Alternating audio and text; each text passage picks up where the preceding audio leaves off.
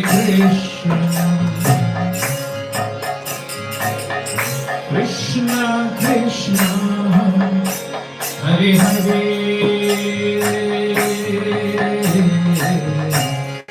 Hare Ram, Hare Ram, Ram Ram, Hare Hare.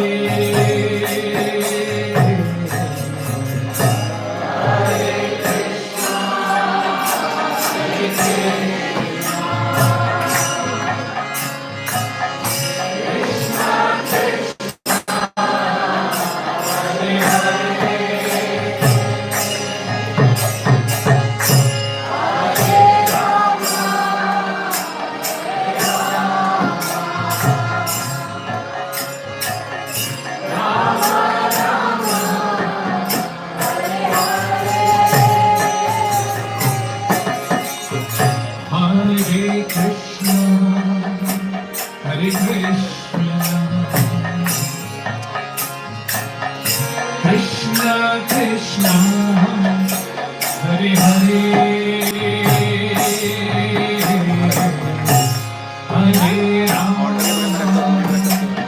Hare Ram, Ram Ram, Hare Hare, Hare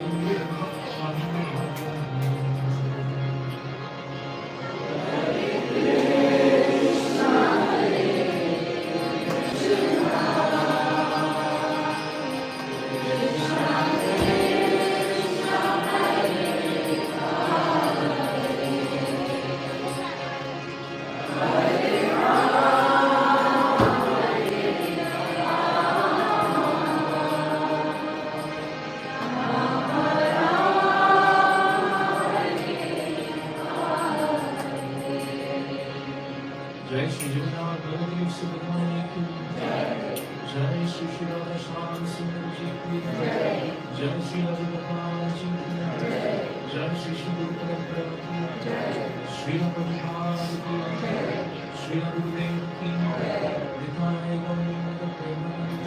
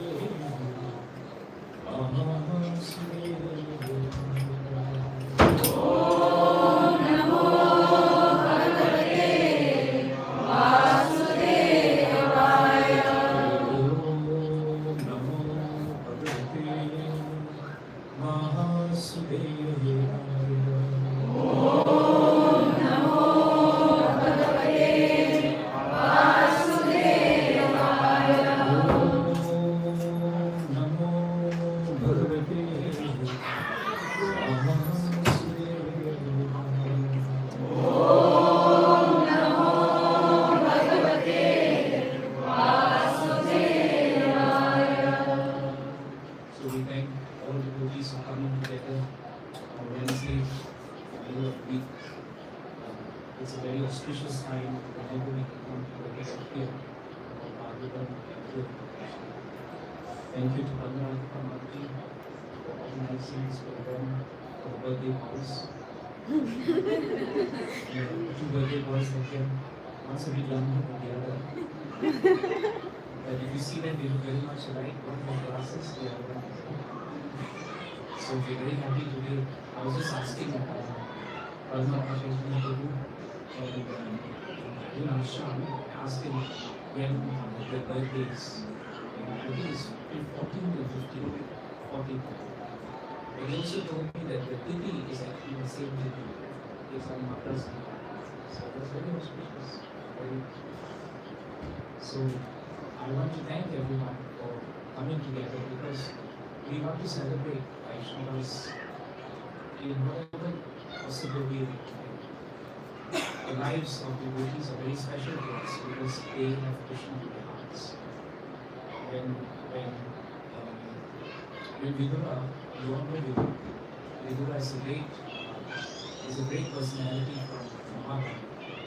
And Vidura came back to save his brother Dhritarashtra because Dhritarashtra was still sitting on the throne in Mahabharata. Prabhuji, volume can A bit louder? yeah, Prabhuji. We cannot hear. Can I do it louder? Yeah. Yes. Do we have a problem yourself? Not again. Not again. Not now, right? And when we sing later, will we have a problem? So you can hear me like this? Yes, yes. Can you? So as I was saying, when Vidura came to see Dhritarashtra, he came to see his brother for only one reason.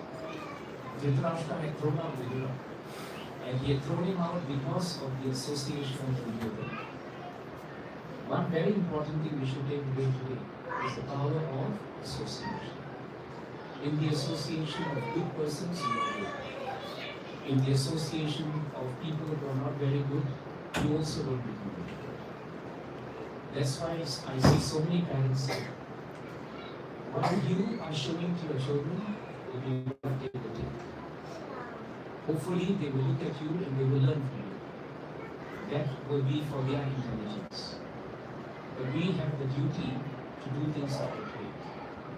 Some people say that is the way of Shastra. The way of Shastra is always right. There will never be any problems if you follow the way of Shastra. But if you use your own concoctions to think that this is correct and this is not correct, then you're not guided by such. So the biggest association that we should take, biggest sangha that we should take, is the sangha of the mind. If the mind is not favorable to Krishna, and you take sangha of it, then you will never be a devotee of Krishna. Because the mind always takes you away. Therefore, if your mind has anger, it has lust, it has greed, then if you take association of your mind that way, you will always be angry, you will be lustful, you will be greedy.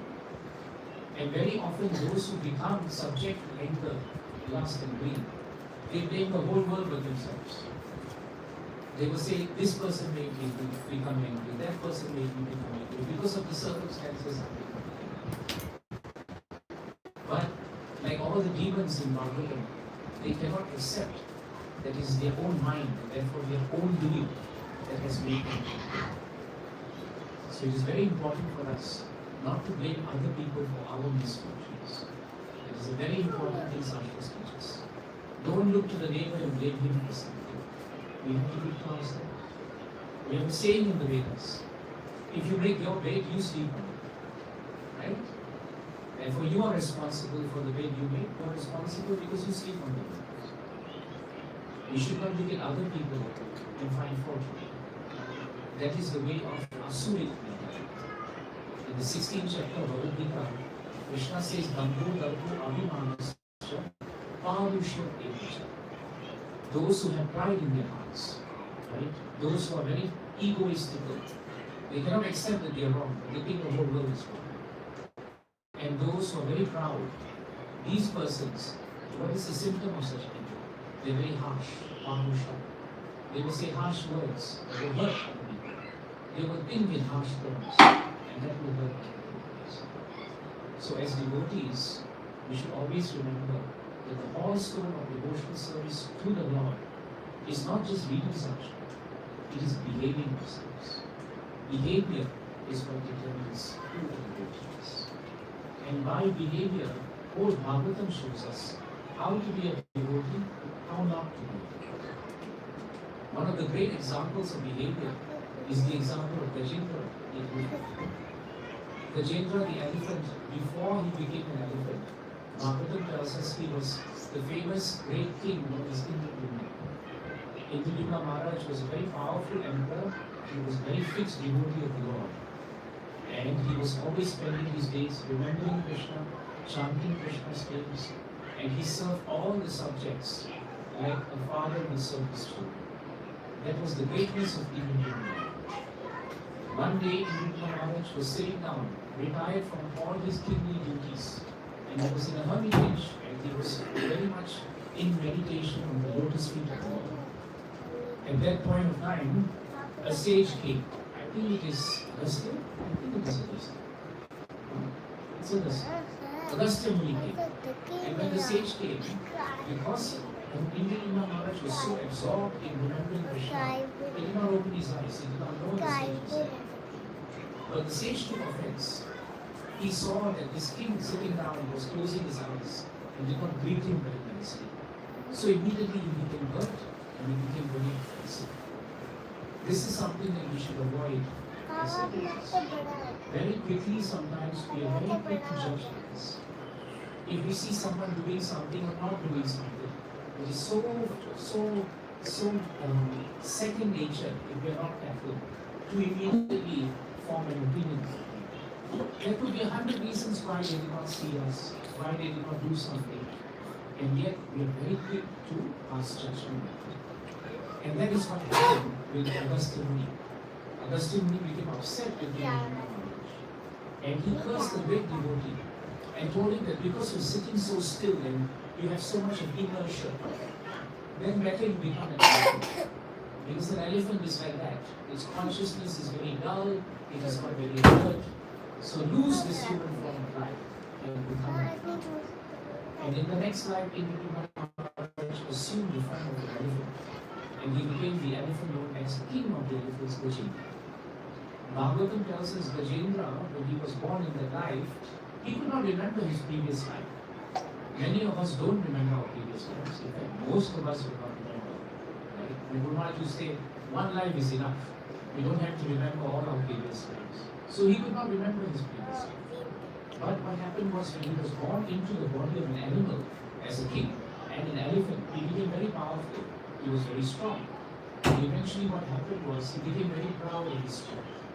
Because he was an animal and because he was the elephant, and the elephant is the greatest and largest animal, even a tiger or a lion with his tail is very afraid of him. It will be very cautious with him.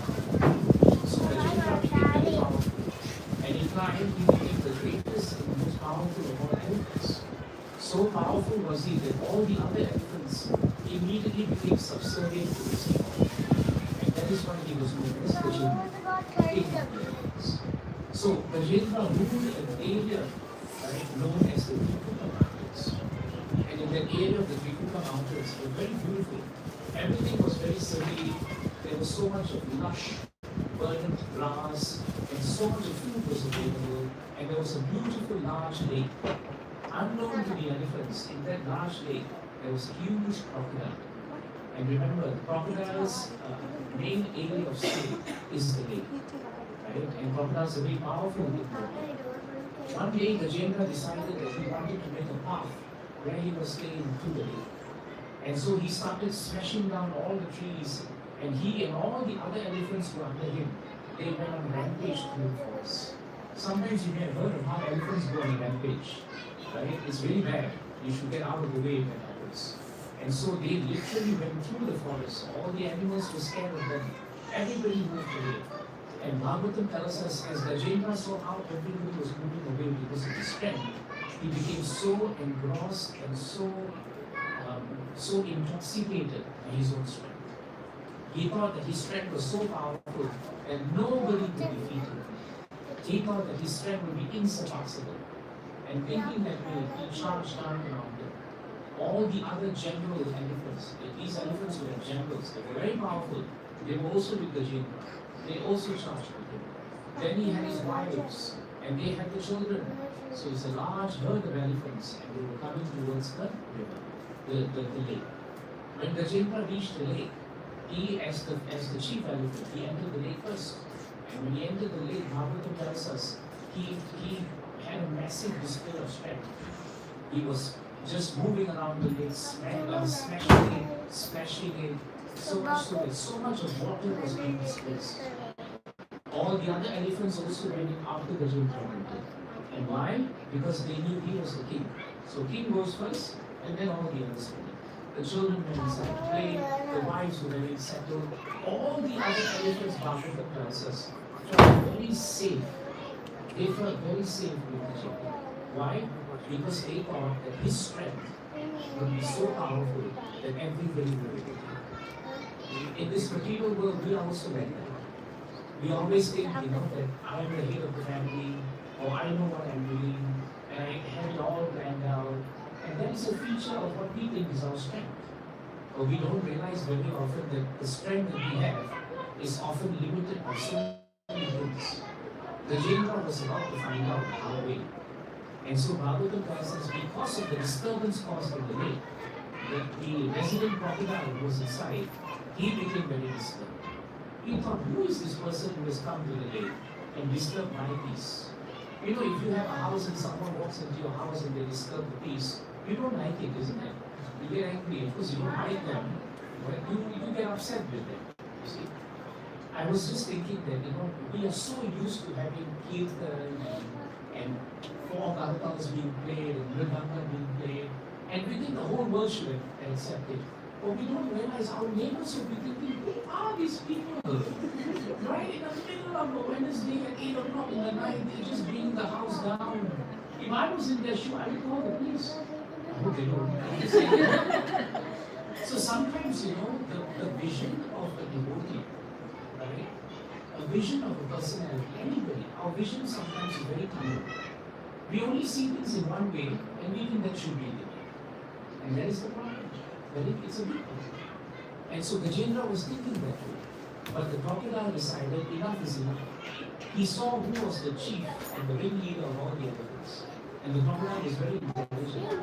He realized that if I catch the ringleader, the others will become afraid and will be. So therefore, he went straight for the foot of the Jebra. And with his large, powerful jaws, the crocodile came to the foot.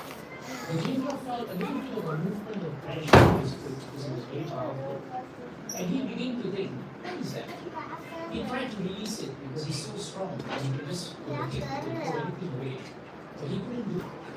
Then the pressure became stronger and stronger, and the Gajendra began to feel the pain. And he thought, this is unusual, there's nothing that actually has that kind of pain today. So while he tried to escape from it, when he looked down, then he realized it was not just some obstruction in the leg, it was actually an elephant. It was an elephant. I mean, it was a crocodile. And then he realized that this is a dangerous thing. A crocodile is a dangerous animal. But the Gajendra still believed in his strength. And he thought he could still beat himself. So he tried and tried. But when he couldn't come out of it, then what happened? Some of the generals noticed that the Gajendra was becoming a little bit disturbed. When they saw there was a crocodile, they thought, let us try to help the king. So they formed a chain, and they tried to pull the Gajendra away from the clutches of the crocodile. But they couldn't.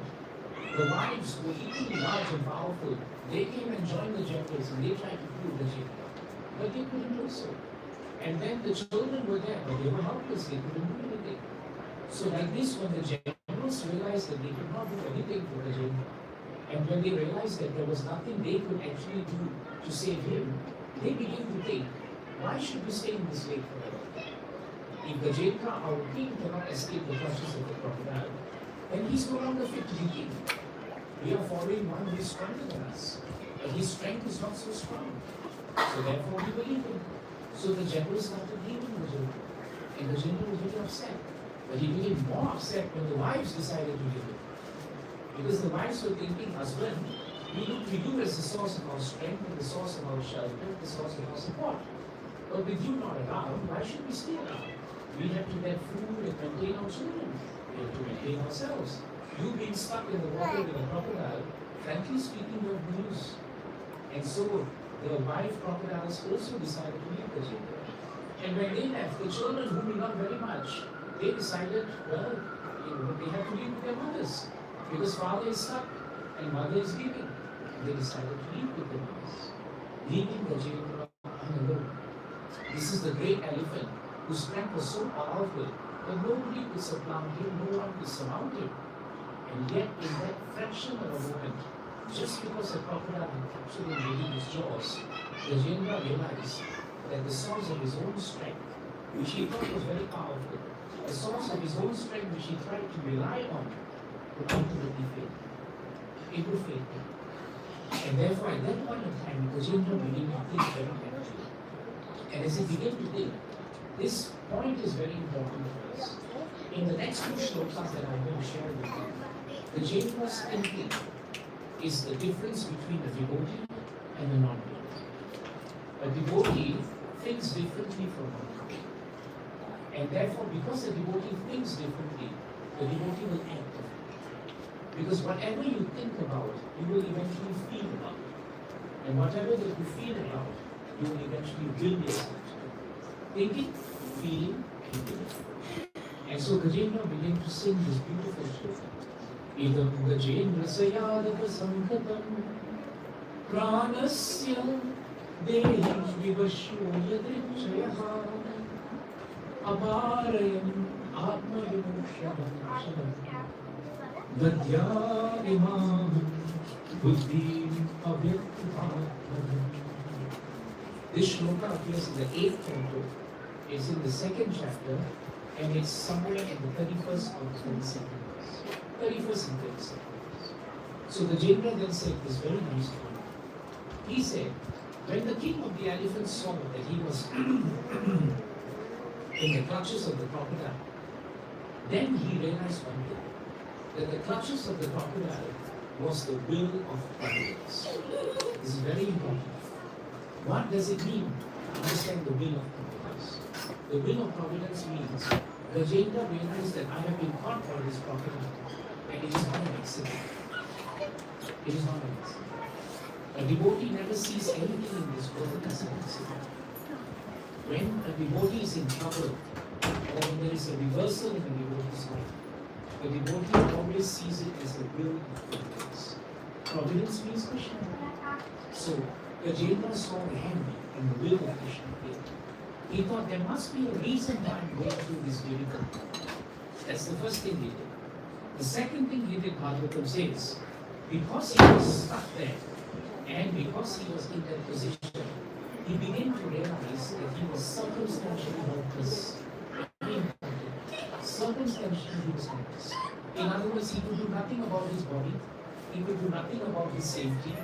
By the force of circumstance, he was actually helpless. This is the second thing that devotees feel. When devotees are in difficulty, they don't feel hopeless. They feel helpless. There's a difference. When you feel hopeless, that means you think there is no hope in this world.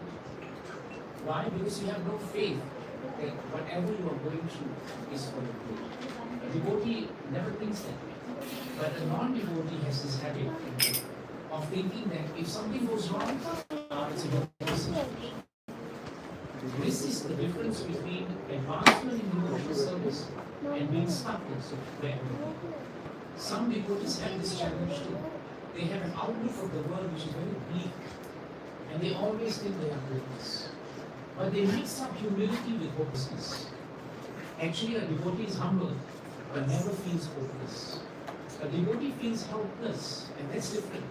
It means that the help must come from the protection of the Lord. Hopeless means there is nothing that can save me. You see the point? So, the word Yadrik Chalaha is very important. Yadrik Chalaha means by the will of providence. And the situation is precarious. I'm in danger. I'm in difficulty.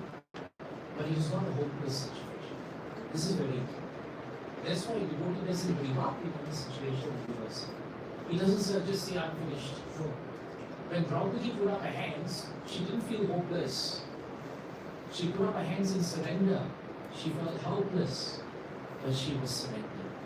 When you are hopeless, you don't even think of surrendering because you think you've lost it already. You see the difference? There is a big difference between devotees thinking and someone who is not. Gajendra was a devotee. So when he was in the clutches of the crocodile, first he saw it as the will of providence. Second, he saw himself as being circumstantially helpless. And then the third thing was very important. He realized that he could not save himself from danger. He knew that. He could not save himself from danger. If he could save himself from danger, he would be Krishna. But he realized that he could not. He did not have the capacity. Because all this time, Gajendra thought he was the source of his strength. He thought he was the source of his strength. When we think we are the source of our strength, we will be defeated. When we know that Krishna is the source of our strength, we will never be defeated. Even in the most difficult of times, instead of being defeated, we will be saved. You see the difference? When one realizes that the source of his strength is Krishna, he is saved. When one thinks the source of strength is himself, he is defeated. That is the formula. And so after remembering that point, then what happened to him? He became extremely afraid of the danger. Sometimes people say, why should devotees be afraid? But there is nothing wrong with devotees being afraid. Draupadi was very afraid that she would lose her chastity. Arjuna was very afraid that he would create great disturbance in the war and that he would kill his kinsmen. Many devotees feel afraid. Draupadi Mata, Devaki Mata, right, the mother to Krishna, felt very afraid of her own brother Kamsa. But Bhagavatam tells us this fear of a devotee is not the fear that a materialist feels. A materialist basis of fear is that he's going to lose something that he thinks he owns. But the devotee's fear is that he will actually not be in a position to surrender to Krishna. That is the devotee's fear. And a devotee fears material association, but he's relishing after spiritual association. So that fear is very different from the fear of bhakti. So Gajendra then realized he was in danger. And then he thought of something very nice. In the second shloka, he says so nicely, Namami me nyataya aturam gajaha Bhuta karanya prabhavanti mochitam. Mochitam means to become free. Grahena pashena vidatu apruto. Pashena and the word grahena, graha, it means you are under the influence. Grahena, you're being caught. Pashena means you are actually caught. So actually Gajendra now speaks very loudly. He says, the other elephants were my friends. The wives were with me. They could not rescue me from this danger. My children also are leaving me. What to speak of my wives? They cannot do anything. It is by the will of providence that I have been attacked by this people. See, Gajendra became peaceful even in the dangerous situation because he saw the hand of Krishna. He said, I've not been attacked by the crocodile because the crocodile was, angry with me or this or that. He refused to see that. His mind rose about that. And he said, no. The real situation is I'm being tested. I am actually still under the protection of Krishna, but he's testing me. And therefore he says, I shall seek shelter of the Supreme Personality of God, who is the shelter of everyone. And in Sanskrit, that is known as Param Parayana, the shelter for all the shelters. The moment Gajendra said that, you know what happened to him? Krishna then gave him the power of remembrance of all the shlokas and mantras that he chanted in his previous life, as Indra Duma. He gave him the power of recollection, so that he could remember all the shlokas he did. And then in the next chapter of Bhagavad, Gajendra will sing his beautiful prayers of surrender. And his prayers of surrender are so heartfelt. At the end, there are two aspects to his prayers that are very important. The first aspect is in none of the shlokas does Gajendra actually name Krishna. He doesn't use the name Krishna. He describes the Supreme Personality of Godhead, the all-powerful, the greatest, the one who is beyond time. In this way, he's describing that person. And at the end of the prayers, he says, to that person whom I described, you please come and save me. Now, at that point of time, all the devatas were hearing the prayers. When he had finished the prayers, none of the devatas came to save him. You know why? Because they realized that they could not satisfy all those qualities that he had actually spoken. They looked and they oh, I can't take this, I can't take this, I can't take this, I can't take this. So I'm not qualified, I don't have the qualification to appear before Gajendra and save him. At least they were honest about it. And they did not appear. But at the end of his prayers, Gajendra was losing his strength. Because Bhagavatam tells us that the crocodile held the foot of Gajendra for 1,000 years. Unbelievable. You know how tired the elephant would be by then? By the time Gajendra was ready to give up because he was so exhausted, at that point of time after the prayers were chanted, the Supreme Lord in the form of Vishnu would come down on the Buddha. And as he came, Gajendra saw him coming. Paramparaya, shelter of all shelters. And what did Gajendra do? He did something very, very sweet. He picked up a lotus flower from the lake and he held it up with his trunk. And he held it up as a prayer of surrender. He was in such a situation, that he was in so much difficulty. And yet he held up this beautiful lotus. See how wonderful it is. You can see it from far. How much pain and how much difficulty the Gajendra was in. But he had enough strength, spiritual strength, to know that the source of his strength was actually Krishna. And the moment the Lord saw what was happening, and after Gajendra's prayers of surrender had finished, the Lord came down and with his Sudarshan Chakra, he cut off the head of the crocodile. Now when the head of the crocodile was cut off, a wonderful thing happened. The crocodile transformed into a very effulgent being. And he was actually a very pious king, who in his previous life, what was the king's name? Kuhu. Yeah, what a name, huh? Walking around with a name like Kuhu. Huh? What if your name was Kuhu? So the king's name was Kuhu. And because of a curse, he had become a Buddha. But now he was delivered from the curse. Not because of anything else, but because he had been holding on to the lotus feet of Gajendra for 1,000 years. He did not realize that Gajendra was a great devotee of the Lord. But because he was just taking association of the lotus feet by just holding it, it didn't matter whether he wanted to bite him, whether he wanted to eat him. Krishna forgave him for all that. But Krishna with Sudarshan Chakra delivered the king first. The crocodile was delivered before Gajendra. Imagine, Gajendra is stuck with the crocodile, sings for 1,000 years, does all the prayers and the hard work. Vishnu comes and delivers the crocodile first. Isn't it? You'll be thinking, why is it like that? But Krishna is so kind that if anyone, in any which way, advertently or inadvertently, if he even touches the lotus feet of the devotee, he actually attains salvation.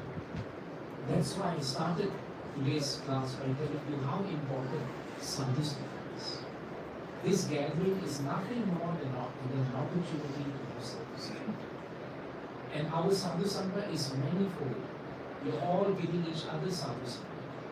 We are taking sadhu-sangha of the great Granthara Srimad Bhagavatam. We are taking sadhu-sangha of the deities. We are taking sadhu-sangha of the holy name.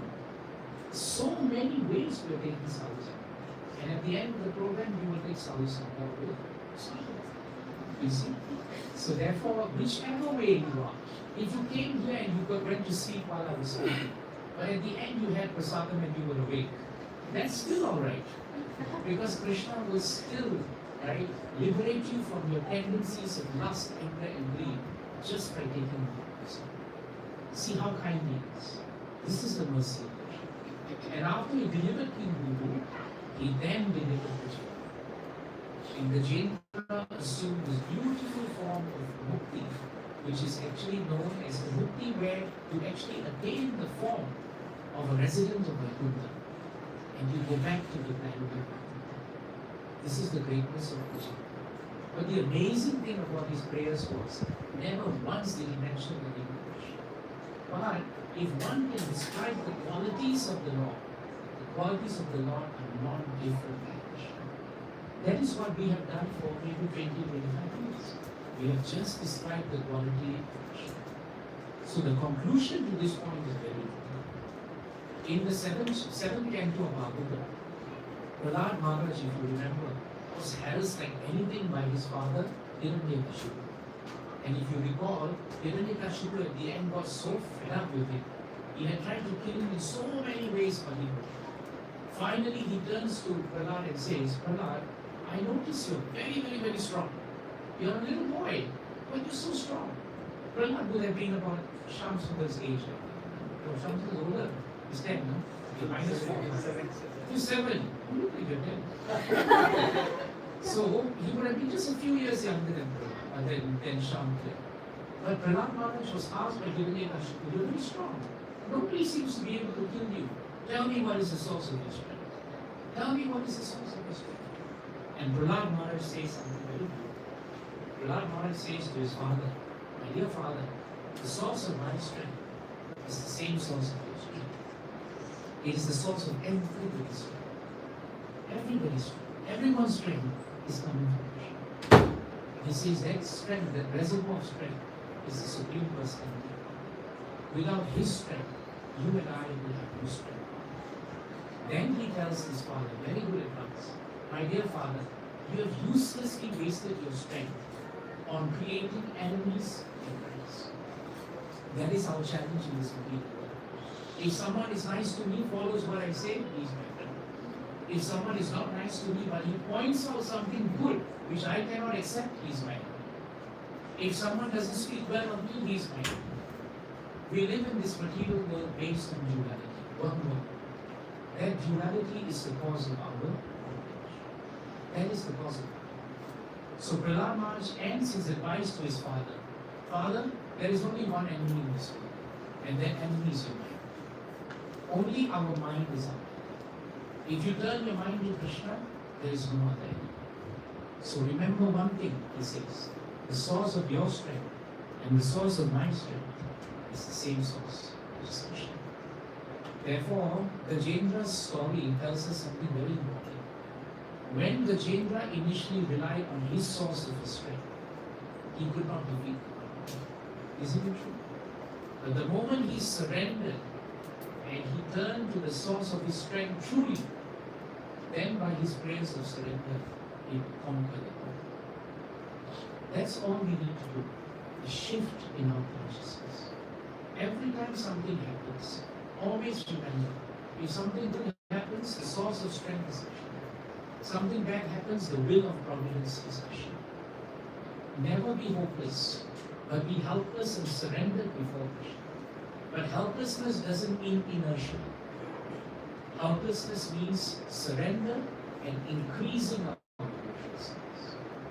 The more difficulties we are in, the more we chant, the more we give up the bad habits of disbelief, and the more we embrace the habits of belief. That is the meaning of Sri. Jai Grantara Srila Prabhupada Jai, Srila Prabhupada ki Jai, Srila Gurudev ki Jai, Jai Gaura. Are there any questions? Brother Raghunath? Sorry, it's a long question. I'll try to. It's a long question. Make it short. So, really, as devotees, we indulge in material and spiritual activities. So, sometimes we are successful, sometimes not. So, the problem or the confusion here is, before Krishna consciousness, we used to believe that if we put efforts into something, we will be successful, irrespective of what our Krishna desires. So, we thought we are the doer. Yes. But now, we know that Krishna is eventually he approves if I get something or not. Yes. So at what point of time is a devotee should let go of a thing that okay, I should not try it any further. So that is the confusion in my mind right now. The answer is very simple. The devotee should try and endeavor, right, to perform something for the pleasure of Krishna. If we understand it's our duty and we have to perform it to the best of our ability, that should be the standard of our work. We do it to the best of our ability. If we do it to achieve an outcome, there's no end to it. Because the outcomes keep changing. The devotee's eyes is not on the outcome. The devotee's eyes is on making the best endeavor. Making the best endeavor automatically achieves an outcome that is desired. If the outcome is not up to standard, the devotee works harder to achieve an outcome. But the focus is not the outcome. The focus is on the mood of surrender and working. If we are outcome driven, then we forget that the source of our strength is Krishna. But if we are driven by endeavor as an offering to Krishna, outcome is yavrit jayaka. It comes on its own as much as we do our work. A devotee also doesn't forget that while we have tried to surrender to Krishna, there are some karmas that we still have. And very often a good devotee doesn't blame situations. He blames it on his own misfortune and his own misdeeds. But that doesn't deter him from working hard. Arjuna in the beginning thought he was the source of his own strength, he wanted to stop the war. But Krishna told him to fight for my satisfaction. And the outcome became very natural. Because Krishna took care of it. So outcomes are never in our hands, but our work is in our hands. So it's a shift of consciousness. Is that helpful? Yes, Lord. You will never know exactly which time you should stop or you should not stop because it really depends on your circumstances. But you shouldn't be too fixated upon it. Rather, if you do good sadhana, good chanting, if you consult devotees at that particular point of time, Krishna through the devotees will give you good answers. Good answers. Is that useful for you? Yes, sir. Mataji?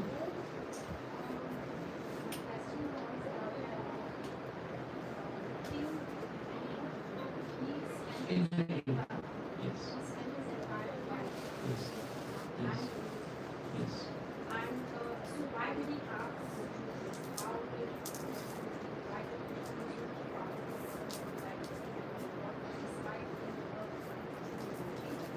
similarly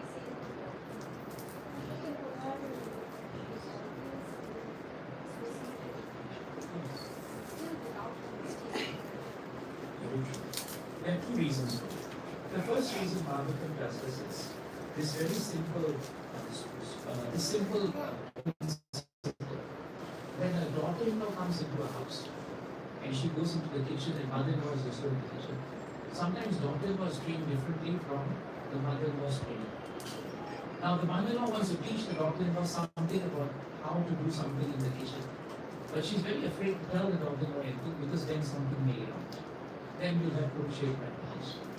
So instead of doing that, the mother brings the daughter into the same kitchen. And she tells the daughter to do this, do that, don't do this, don't do that. The daughter-in-law watches that and she starts it. Krishna very often puts his greatest devotees into apparent difficulties so that people like us who don't want to learn can hopefully learn how to withstand the changes of life that will happen to us and how despite all the difficulties we may face, just like how the devotees remain steadfast in remembering Krishna and saw the hand of Krishna in difficulty, we take inspiration and we learn from it. It's very difficult for Krishna to teach us because we are not ready to serve and not even ready to accept Krishna. We say we are pious, but how many of us really change our lives to serve Him? Very few of us do. But through the readings of such great devotees, they become examples for us. So actually, Indra Maharaj was already great and liberated as he was. But Krishna put him through that trial and tribulation to show the world that even in a difficult time for a great devotee never loses heart, never loses faith. Krishna also teaches us through devotees that don't ever take material life and journey for granted. Because at any time in your life, no matter how much you think you're doing good, there will always be tests, there will always be trials and tribulations. The best way for us to grow our devotion service is only when we are assessed and tested. When everything is fine, 90% of us will lose, and the others will just take it easy. But when your back is to the wall, that's when you really turn to your hand. That's when you start chanting very well. How many of us have chanted so well when things are not going well? Most of us do that. Suddenly we become very great devotees. So you see the point? The devotees of the Lord in Bhagavatam are shining examples of how to be ready for themselves. And the devotees of the Lord never take it for granted that Krishna, I've done this much, I've fulfilled all this quota, how dare you put me through this? They never think that way. They think, why can't Krishna put me through more difficulty? Because he thinks I'm not ready enough to be a devotee. That is the key. Is that helpful? What is more important, discipline or? Sometimes you are chanting, Yes. but you still do because it's a part of it. Start your day, I can't spare that part. Yes. Maybe the word that we have to look at that be helpful here is that it becomes habitual. When a devotee does chanting, it is not habitual. When we start chanting and we tell ourselves, Krishna, I'm doing this not because I have to do it, but because I want to do it. Then even if you lose concentration here and there, because you've started with the right attitude, Krishna will help you to maintain that. But if you start and do it because everybody tells me to do it, I know it's supposed to be for my good, I'll just do it. And you're doing it like a punya. You're doing it because you want something out of it.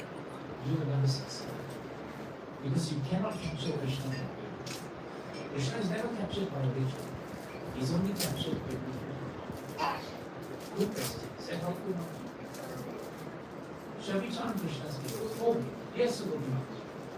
The elephant Gajendra, he got liberated, Yes.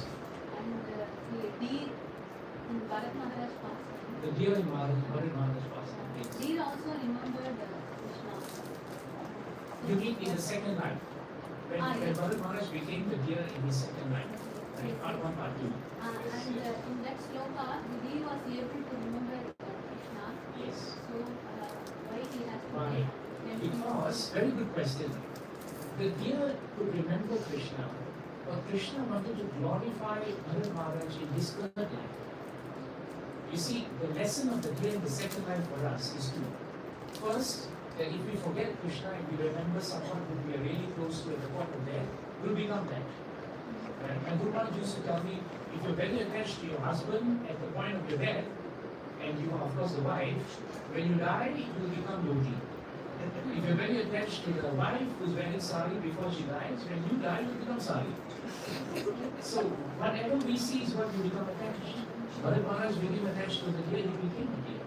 But Krishna was so kind that despite becoming a deer, as you pointed out earlier, Krishna gave the deer full consciousness of who he was previously. And in this life, the deer prepared himself for the human form. He left all the bad company and he only had the association, Bhagavatam says, of the souls. He only took association of the souls. And after he took association of the soul, as he was dying, he remembered the Lord, but the Lord wanted to give him a body of the great Jadava. Because Jadava touched the life of a great king known as Govindas. Sometimes great devotees may not go back to Krishna Loka. Krishna may say, Babu, you have an assignment. I need you to go and perform an assignment before you come back. So the devotee is waiting. Lord, you want me to go? I will go and perform my assignment. I'm happy because wherever the devotee is, he's always with me. Is that not true? Oh, nice. Yes, Mataji. Yes. Krishna says in Bhagavad Gita, fix your mind on me. Fix your mind. How do you fix your mind? The mind by nature is chanchal, so to fix it is difficult. But you can fix the mind by the chanting of the Govindas. Fixing is a process. It is dynamic. One moment your mind can be on Krishna, next moment it can be on something else. But Prabhupada told us whenever it goes somewhere else, drag it back. When it goes somewhere else, drag it back. In conversation with Amarendra Prabhu, Amarendra Prabhu, Prabhupada's disciple, tells Prabhupada, Prabhupada, I'm trying to concentrate, putting my mind on Krishna, but I keep dragging. It keeps going back elsewhere. What do? Prabhupada says, my mind is also going. But whenever my mind goes away, I'm conscious and I drag it back. So if you want to fix your mind on Krishna, you should be conscious of Krishna, and you should be conscious when you're not Krishna conscious. You should recognize, hey, my mind went away. Put it back. The moment you can recognize that Krishna rewards you, he will give you the ability to remember. But you must recognize that you have forgotten Krishna. You see the point? So if I'm chanting and suddenly I forget Krishna, I must tell myself, remember Krishna. That is Krishna's space. Sometimes people forget Krishna for a whole 1 hour and then they'll forget Krishna. That's really bad chanting. But that means we are not ready to know when we are not remembering Krishna. That is equally as important as remembering Krishna. Is it helpful? Thank you. Shri Mandu.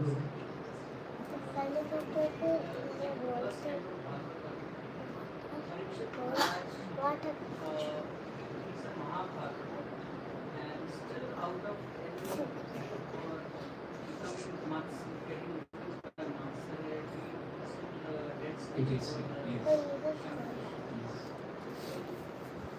this breaks the fasting also like Agastya Muni who is not actually he kind of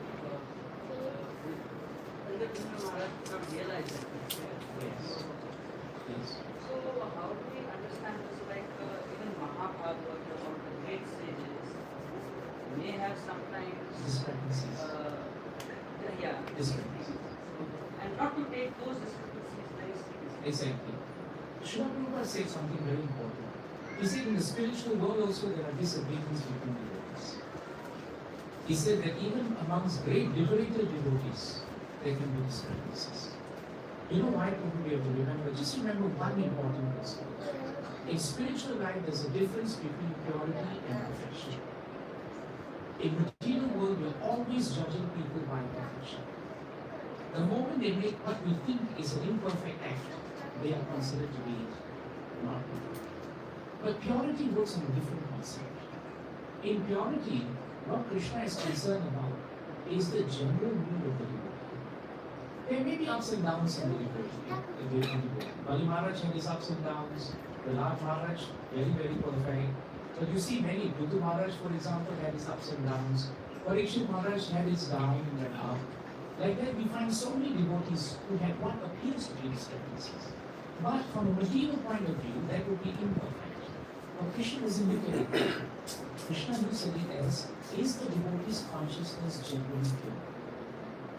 And that is true of all these devotees. 99.99% of the time, these devotees only remember Krishna. If 0.1% they were subjected to some laws of nature by his arrangement, that doesn't detract from their purity. But it is a material notion to look at purity and mistake it for perfection. A sadhu can be imperfect in the material sense, but he can be spiritually perfect. You have seen sadhus who can be very loud, very hot-tempered, they can get angry, but they're still very pure devotees. But their natures may appear to be different. So even as devotees, we should be very careful. We may see a devotee, but be very careful not to view that devotee from the perfection point of view. See the purity of his intentions. See the purity of his service. See the purity of his character. If that is moving in the right direction, then devotee is good. And Prabhupada's definition of purity is very important.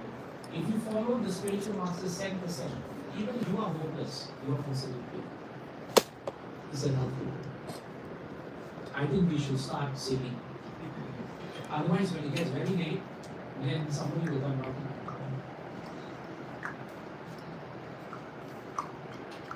I'm going to sing a Kirtan. The raga of this Kirtan comes from the Gajendra Mosha's prayers. And they're very beautiful. And these are this is the same raga that was sung thousands and thousands of years ago by Gajendra when he sang these prayers to Krishna. So let's check. Thank you very much. Thank you to the children and the whole family for having us here. Hare Krishna, Hare Krishna, Krishna Krishna, Hare Hare, Hare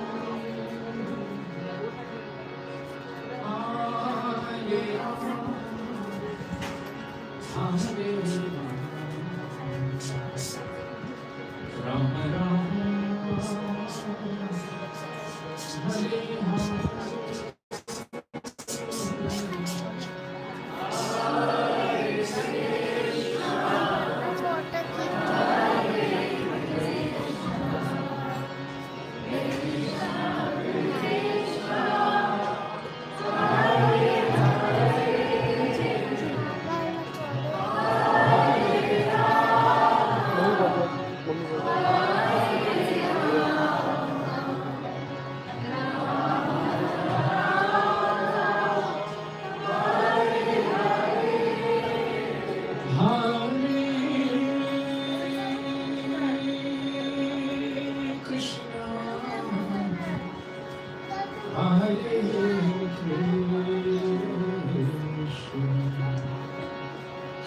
Krishna Krishna, Hare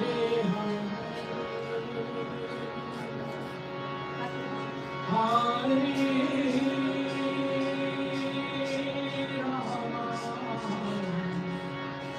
Hare Rama,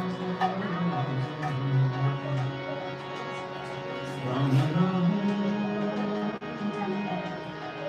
Hare Hare.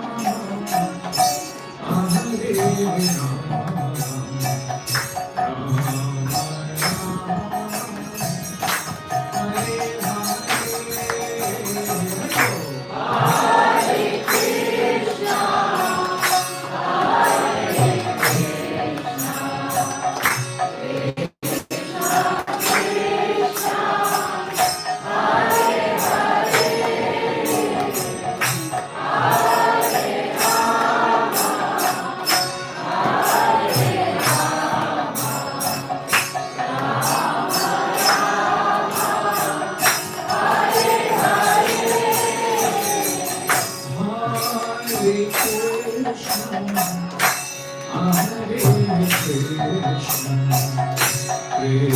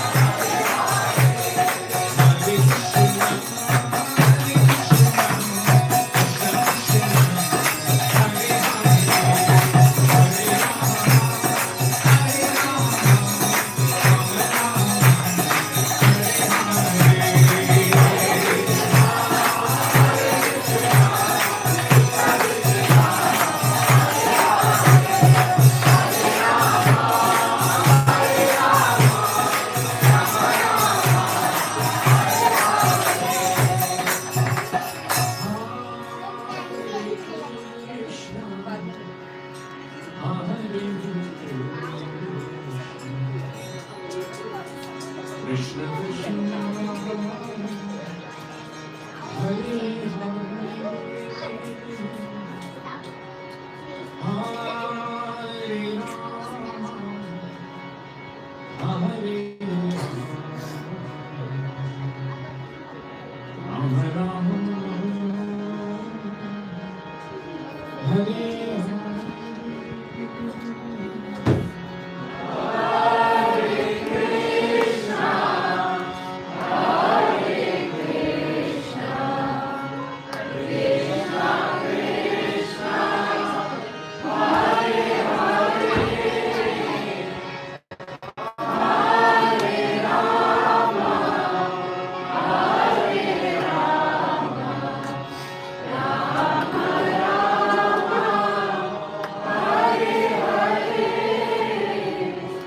Jai Shri Jagannath Baladev Subhanath Jai Shri Shri Radha Gopal Ji Ki Jai Radha Madhu Mohan Ji Ki Radha Govinda Ji Ki Radha Gopinath Ji Ki Radha Shyam Sundar Ji Ki Jai Shri Radha Gopal Ki Shri Radha Gurudev Ki Ananta Kori Vaishnav Ki Jai.